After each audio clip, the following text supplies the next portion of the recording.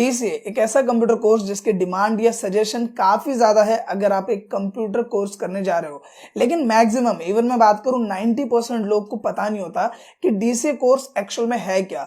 DCA course में आपको क्या क्या सिखाया जाता है, साथ ही इसका ड्यूरेशन कितनी होती है, या फिर इसे करने के बाद आपको कैसी जॉब्स मिल सकती है और किस लेवल तक की सैलरी को आप अचीव कर सकते हो। तो आज की इस वीडियो में हम इन्हीं टॉपिक्स पे बात करने वाले हैं। आपसे बस छोटी सी रिक्वेस्ट ये है कि अगर ये वीडियो आपको अच्छी लगे तो प्लीज वीडियो को लाइक और शेयर जरूर करें।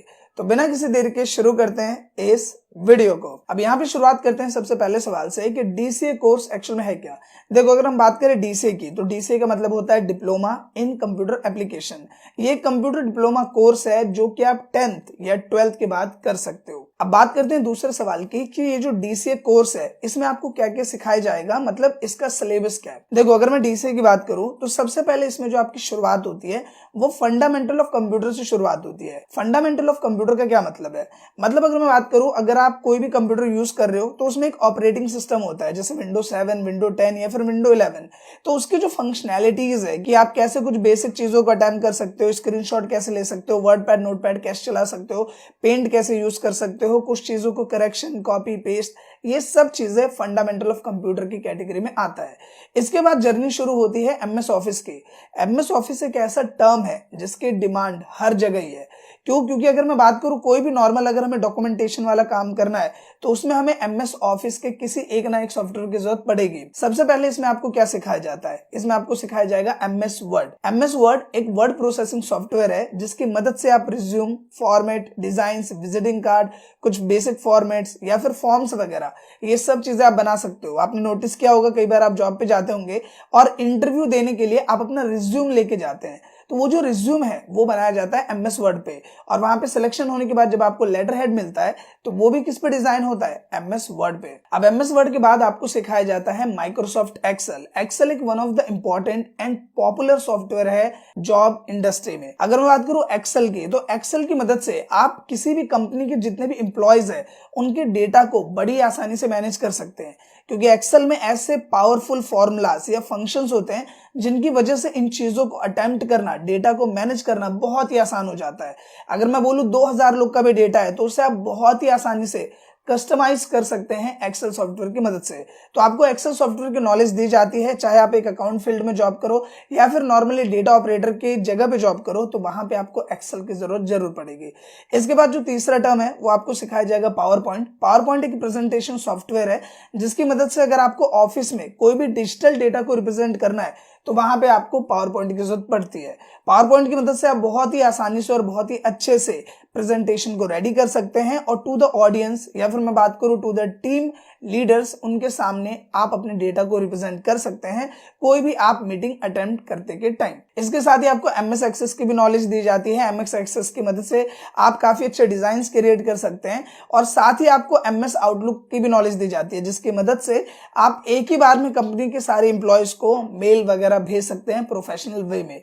तो एमएस ऑफिस की सीरीज में मेनली ये 3 से 5 सॉफ्टवेयर आपको सिखाया जाता है जो कि कंपलसरी है कि हर जगह आपको मिलेगा। इसके बाद अगर हम आगे बढ़े तो आपको 2 चीजों का यहाँ पे डिफरेंस देखने को मिलता है। देखो, पॉइंट को समझना।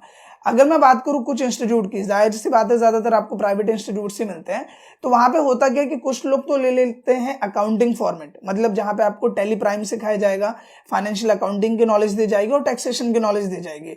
तो कहीं पे इस कोर्स में आपका अकाउंटिंग पोर्शन रहता है, लेकिन कुछ इंस्टीट्यूट्स में क्या रहता है कि ग्राफिक डिजाइनिंग से रिलेटेड कुछ सॉफ्टवेयर इंक्लूड कर दिए जाते हैं, जैसे कि फोटोशॉप हो गया, कोरल ड्रॉ हो गया, तो उन सॉफ्टवेयर को इसमें इंक्लूड कर दिया जाता है।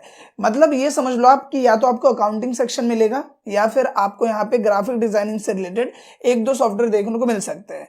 टैली प्राइम बहुत ही फेमस है। अगर आप कॉमर्स बैकग्राउंड से हो या फिर इनकेस अकाउंटेंट की जगह पे काम करते हो तो आपको टैली की नॉलेज जरूर होनी चाहिए। तो हो सकता है कि आपको डीसीए में टैली वाला पोर्शन मिल जाए और कुछ प्राइवेट इंस्टीट्यूट में आपको ग्राफिक डिजाइनिंग वाला पोर्शन, जैसे कि Photoshop one of the popular software है, वो आपको मिल सकता है, या फिर कोरल ड्रॉ हो गया या फिर पेज मेकर हो गया, इनकी नॉलेज मिल सकती है। इसके बाद आपको इंटरनेट की नॉलेज दी जाती है। आप बोलोगे भाई इंटरनेट चलाना तो आज की डेट में सबको आता है, नो डाउट सबको आता है, लेकिन अगर मैं प्रोफेशनल नॉलेज की बात करूं, जैसे कि नेटवर्क्स क्या होते हैं, HTTPS का क्या डिफरेंस है, या फिर कंपोजिंग कैसे करते हैं, एक ही बार में मल्टीपल लोगों को मेल कैसे भेजा जाता है, इन सब चीजों की जो नॉलेज है, मतलब जो आप जॉब के बेसिस पे देखो, वो आपको सिखाया जाता है इंटरनेट की क्राइटेरिया में। इसके बाद नॉर्मली इंग्लिश टाइपिंग होती है, क्योंकि कहीं पे भी आप अगर डेटा एंट्री की जॉब के लिए जा रहे हो तो वहां पे इंग्लिश टाइपिंग कंपलसरी होती है।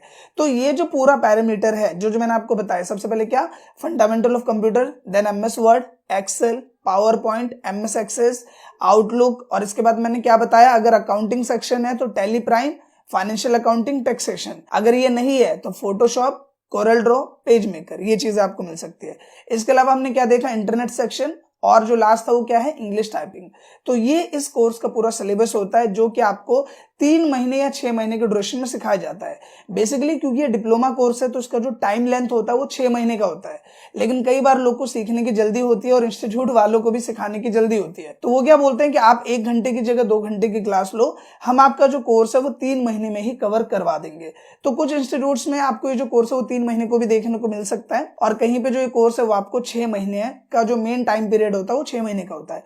तो ड्यूरेशन क्या होगी इसके, 6 महीने, लेकिन कहीं पे शॉर्ट टर्म में करना है तो 3 महीने में आप ये कोर्स कर सकते हैं। इसके बाद एक मेजर सवाल निकल के आता है सब लोग के माइंड में कि ठीक है कोर्स तो है, काफी अच्छा भी लग रहा है सुनने में, लेकिन इस कोर्स की फीस कितनी होगी। देखो फीस डिफाइन करना बहुत ही ज्यादा मुश्किल है। आप बोलोगे क्यों, क्योंकि जो फीस है वो डिपेंड करती है एरिया के बिहाफ पे और इंस्टीट्यूट के बिहाफ पे। अगर मैं एक लोकल सेक्टर की बात करूं, एक लोकल एरिया है, वहां पे क्या है, अगर कोई इंस्टीट्यूट खुला है तो आपको 500, 600, 700, 800, मैक्सिमम 1000 रुपए में आपको इसका जो कोर्स है वो करवा देगा। और अगर पूरे कोर्स की मैं फीस की बात करूं तो 5 से 6 हजार में, लोकल एरियाज में 5 से 6 हजार में कंप्लीट कोर्स हो जाता है। लेकिन उसी की जगह अगर आप एक प्रॉपर सेक्टर एरिया में जा रहे हो जहां पे एक अच्छा इंस्टीट्यूट है, एक अच्छा एम्बियंस है, अच्छे टीचर्स है, तो वहां पे यही कोर्स आपको 20,000 से 30,000 तक देखने को मिल सकता है। तो ये टोटली डिफरेंशिएट है बिकॉज ऑफ एरिया। तो एरिया जैसा है या फिर इंस्टीट्यूट जैसा उसके बिहाफ पे है, तो फीस प्रॉपर डिफाइन करना पॉसिबल नहीं है, वो टोटली डिपेंड करता है इंस्टीट्यूट और एरिया पे।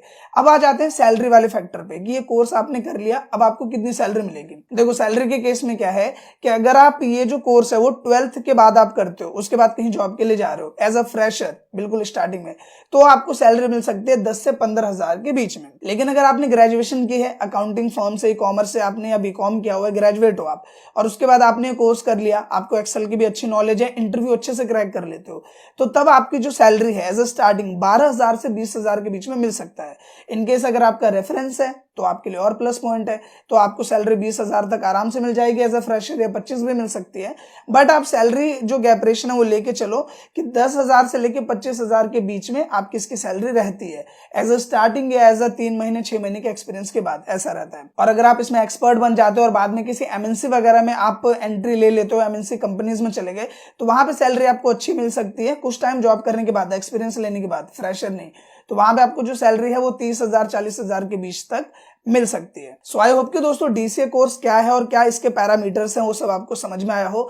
अगर ये वीडियो आपको अच्छा लगा है तो प्लीज इस वीडियो को लाइक और शेयर जरूर करें, साथ ही कमेंट करके अपना फीडबैक जरूर दें। और प्लीज मुझे कमेंट करके बताएं कि क्या आप किसी और कोर्स या किसी और कैटेगरी पे वीडियो चाहते हैं, तो कमेंट जरूर करें। मिलते हैं नेक्स्ट वीडियो में, तब तक के लिए थैंक यू।